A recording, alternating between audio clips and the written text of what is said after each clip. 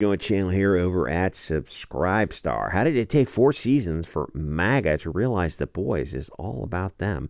They seem to think that the MAGA crowd, the normie crowd, are the equivalent of the Kathleen Kennedy Club and the Hugo Boss crowd. Like, they legitimately think that because the left wing thinks a lot of things that aren't true. Oh, if you're an SJW, please don't listen. If you accidentally subscribe to the channel, just go ahead and unsubscribe because reading your passive-aggressive comments gives me AIDS.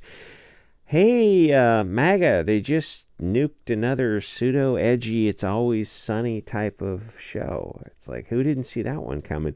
The start is the safe, edgy comment where they do just the stupidest things, like swear words, but no N-bombs, like in the comic. And follow me here, because everything in Hollywood is gay propaganda, like musical theater levels of monkeypox. It's safe, edgy. That's why I mentioned it's always sunny. It's the and to South Park's credit, at least earlier episodes. I don't think they do this recently. I don't watch. They legitimately did poke fun in all directions about sacred cows. Where It's Always Sunny never did that. It's pseudo edgy where people are kind of fooled into it. But South Park actually did go there. I mean, they had one where they go to that planet and they're sniffing blow, and there's like an Epstein character that's blackmailing people. I mean, that was pretty much right on the nose, and that was like 20 years before the whole Epstein thing came out. Anyway, the safe edgy stuff is like the fat modern punk kids with the jeans jacket about all the rules for punk, all the things you're not allowed so you can be punk, because punk is about following the rules that an obese teenager wrote on his jacket, because that's exactly it. Or the guy cross-dressing and singing about Trump and whatever soup du jour they're jerking off to. And they literally think that they're edgy. Their lack of self-awareness is staggering. Never will you meet a bigger group of useful idiot cucks outside of the Proud Boys and Oath Keepers. Hey, we can poke fun at our side too, or the right, because like neither one of those is actually doing anything. Your face when you learn that none of those groups actually support free speech. Only us and our Hugo Boss and Mauser support free speech. No, you don't understand. Protecting kids from hormone replacement and sterilization are literally Nazi values. You realize like most people are going to sign up and hail victory, right? So here's how the cycle works. Amazon or a Disney show will come out and they'll have a gentle introduction. Then everyone eventually just gets gay and woke and all that kind of stuff. And the good guys are a mixed group, and the bad guys magically are all blonde-haired, blue-eyed. And there's a Trump stand-in, and it's just globalist, trans, furry, otherkin propaganda, which is what the producer here, Kripsky or something, and I think Seth Rogen are also on board with it, has done with this little bit of global homogenization, anti-white propaganda. He said, if you don't like my politics, don't buy my comic books, or the equivalent, if you remember Kelly Sue DeConnick. Hey, a couple years later, so nobody's buying the comic books, and this is a problem. Didn't you literally tell them not to? So the fall off of this show is going to take some time, but I suspect it will happen.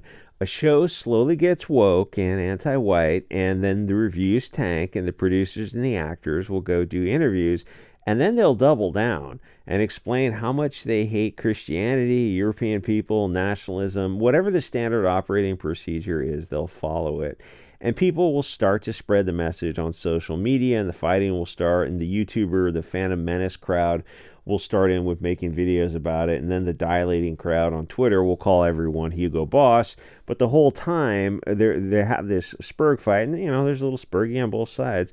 The ratings will go down and the watch time will decrease, because for some weird reason, these globalist Twitter activists, the slacktivists who don't actually do anything, they don't watch the shows and they don't support them, so the numbers keep dropping. Eventually the show gets canceled, and these crispy Rogan types just say that they were going to cancel it anyway, that it had run its course, and it didn't get canceled. They actually just decided to end it because it was so successful that they ended it themselves. Doesn't have to make sense.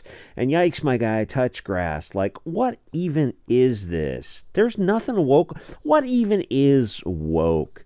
the show just ended naturally. And Crispy will go on to ruin another show with monkeypox and AIDS, woke AIDS, the worst kind.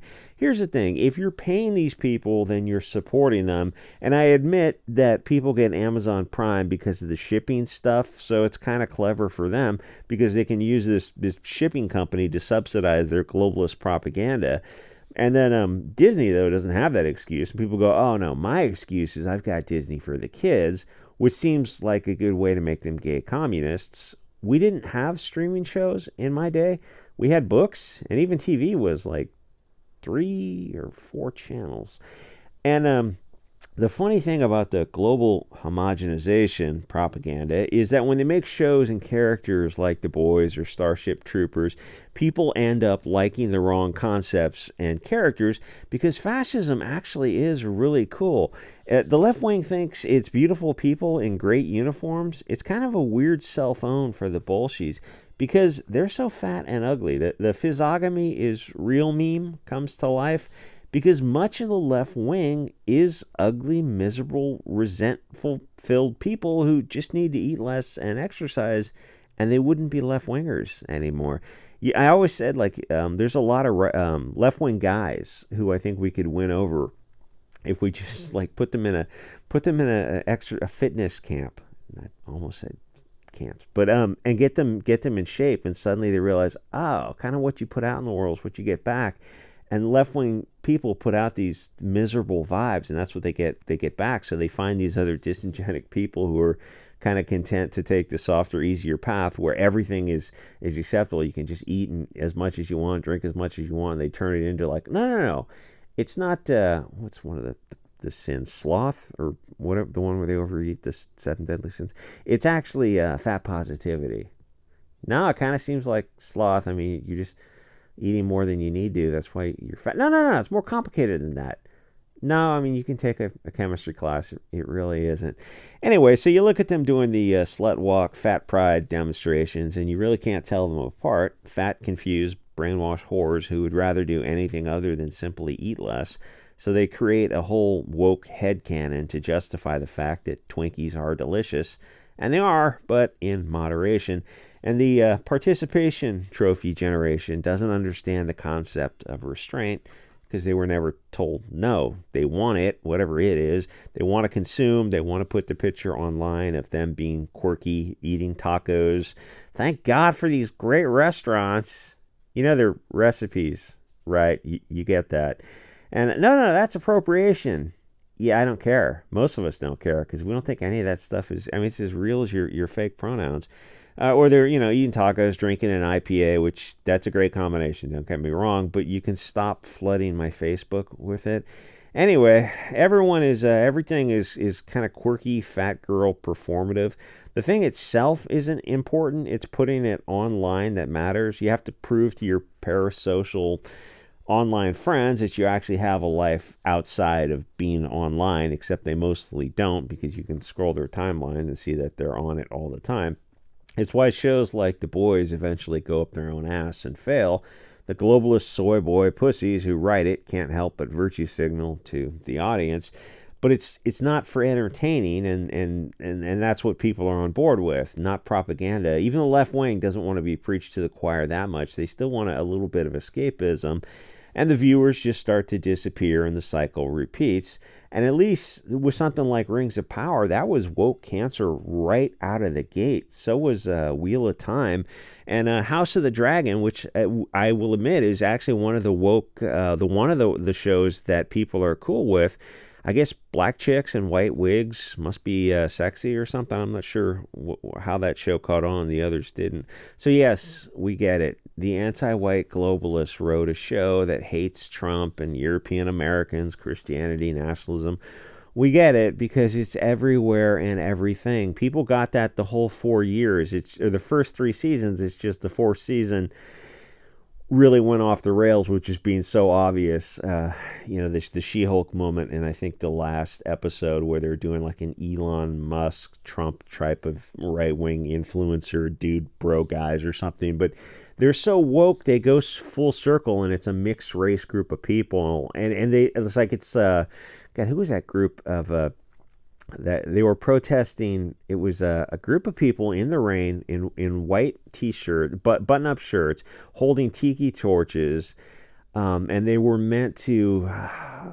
It was somebody was running for mayor or governor or something, but it was a mixed race group of people, and they were meant to represent the far extreme right. And I think it was the Lincoln Project, which is a bunch of literally gay. I'm not saying that as a pejorative. Like some kind of left-wing Soros group where they said they were ex-right-wingers or something. The whole thing is just, I mean, it's bizarre how far deep into Weimar we really are. Where's I going with this? So it's just all this stuff is everywhere. It's like we get it. The people, the right wing, were able to watch the first 3 years and kind of put some stuff behind because it wasn't this heavy-handed. It's just now it became so heavy-handed, so the reviews drop. The view time will start to decrease, and eventually they will cancel it and make some kind of copium thing for it. It's so formulaic that you can outline a review for all these shows before you watch it, and you just have to watch it and fill in the details because the correlation and the formula of it is that tight. Anyway, like, comment, subscribe, and I will see you guys all next episode.